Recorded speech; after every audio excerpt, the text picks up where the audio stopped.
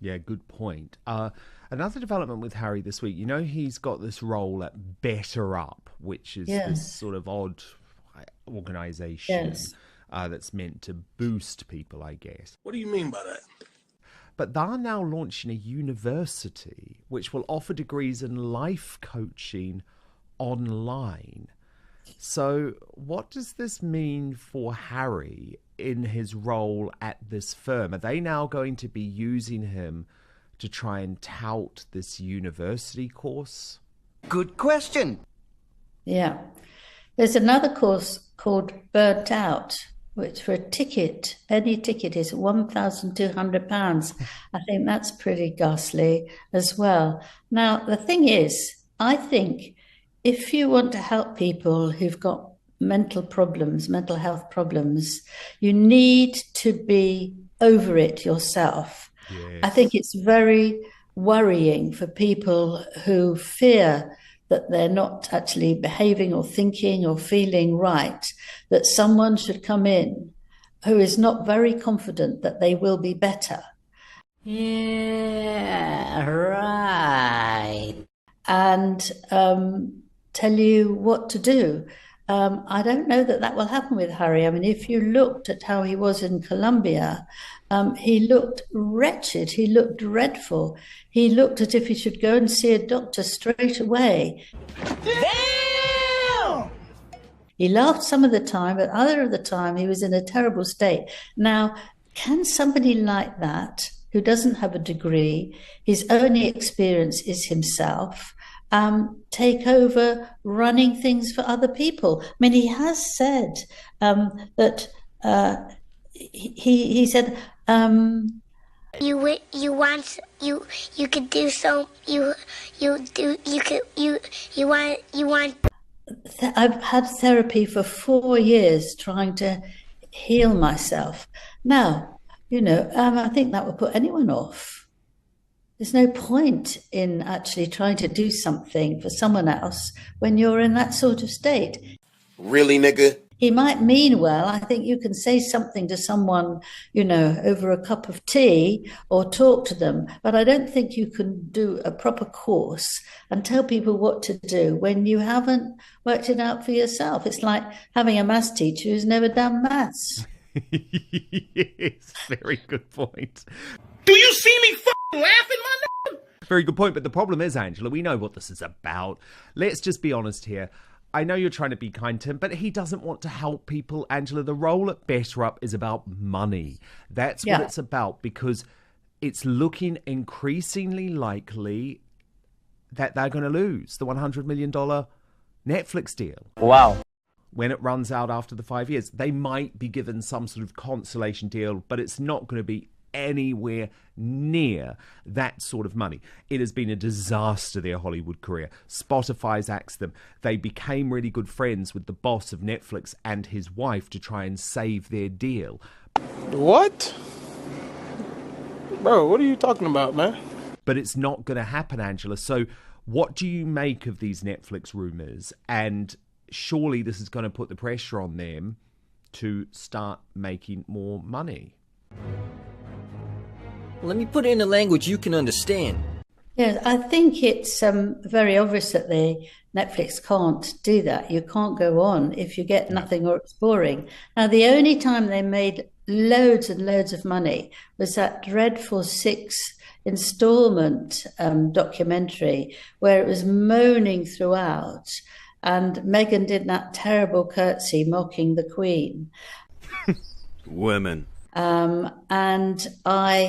But people were absolutely riveted by it, and it sold, you know, it was very, very popular. But no one's interested in Harry's polo things, it seemed. They had a book called Pearl, which was about a young girl who wanted to be strong and effective. Okay. And I think Meghan thought it sounded just like her, but Netflix have got rid of that. And they're also not happy about what's happened with Meghan. I mean, she's tried to get a CEO to run her cooking business.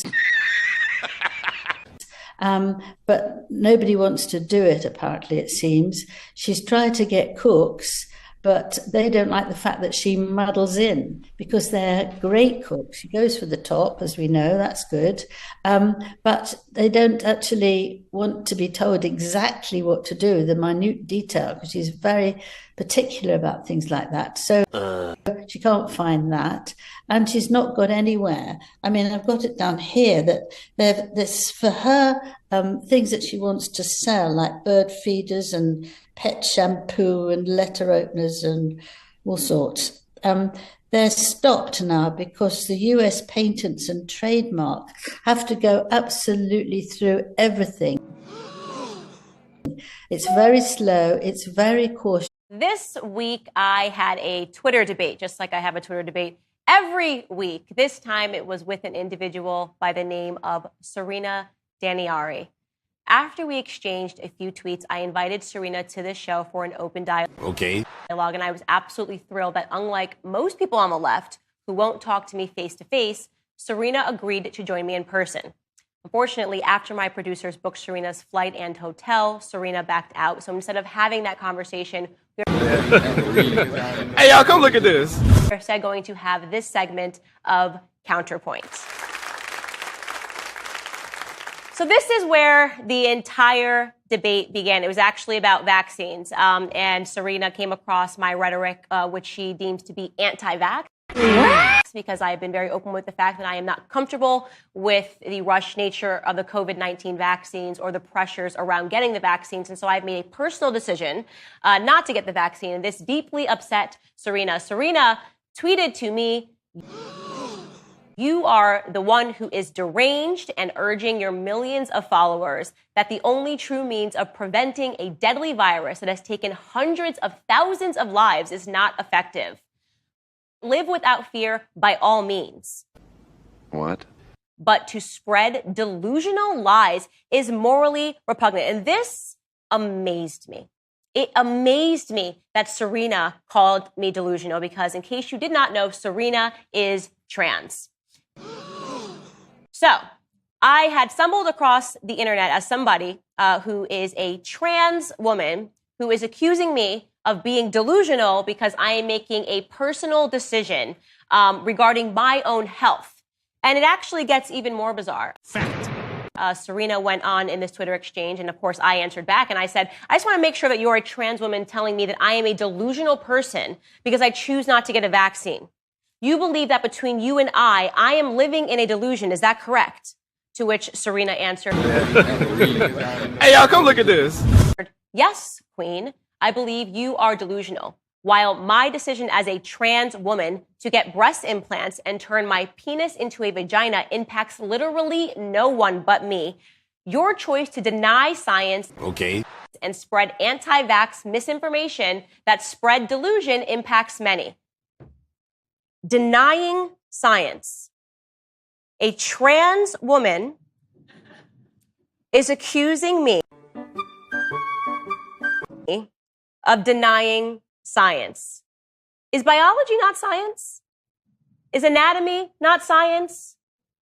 Are none of these things physiology? Is that not science? So this is where we are in 2021, where we are now being preached to about the reality of science by people that have made decisions to transform their bodies and believe fully that they can actually pick their genders.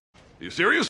This spat went on, it went back and forth, and Serena then said, "I say this to you with an open heart. There is no singular experience of womanhood.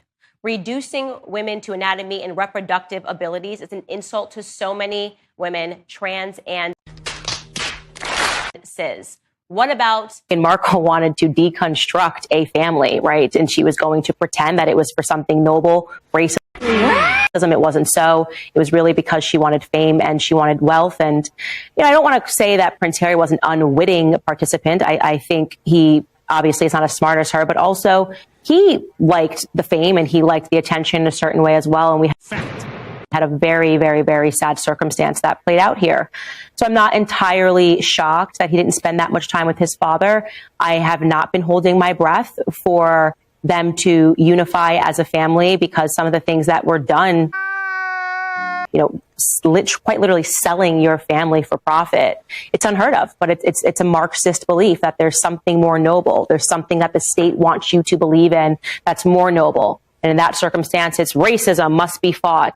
Okay, I'm listening. You have my attention. But in reality, what's buried underneath is a state incentive to make people disloyal to the people that they should be the most loyal to. So no sympathy for Prince Harry, but a lot of sympathy for King Charles.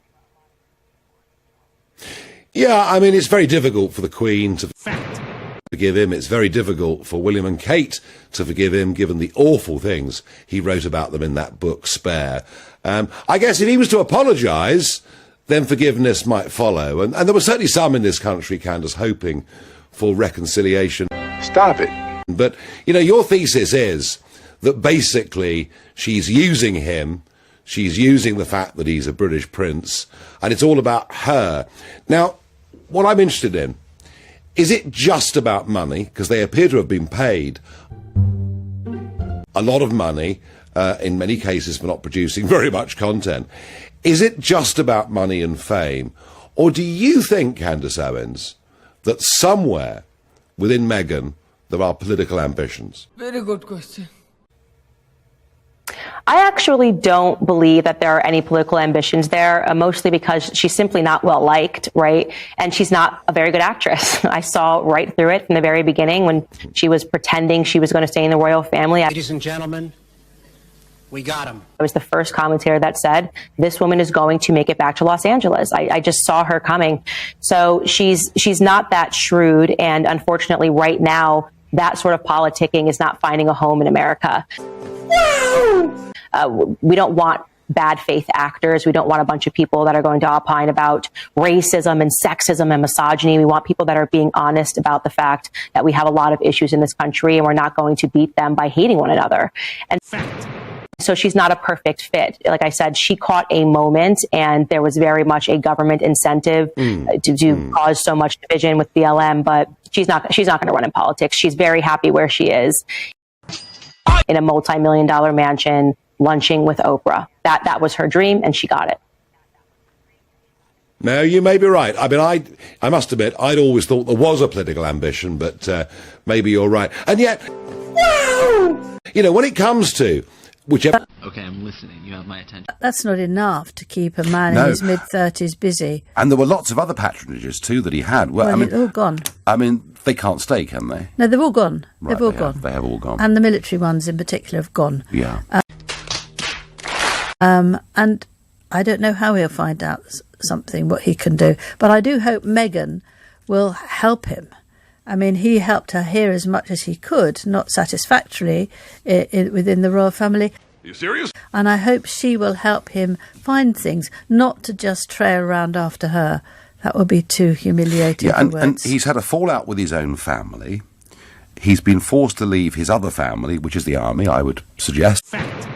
He thought of it as his family, actually. Yes. He said, I think of it, we're all brothers here. That's absolutely spot on. Yeah, yes. and served twice. He'd never been happier doing that. Served in Afghanistan. He must have loved the roles that he had. I mean, these are going to be terrible gaps. That doesn't make sense. Yes. For him, aren't they? I mean, do you worry gaps. For his future? I'm very worried for his future. I became very fond of him, and I think he's quite charismatic. And this mischievous twinkle in his eye, and brilliant with people who need help. Ladies and gentlemen, we got him. I have no idea, and I do feel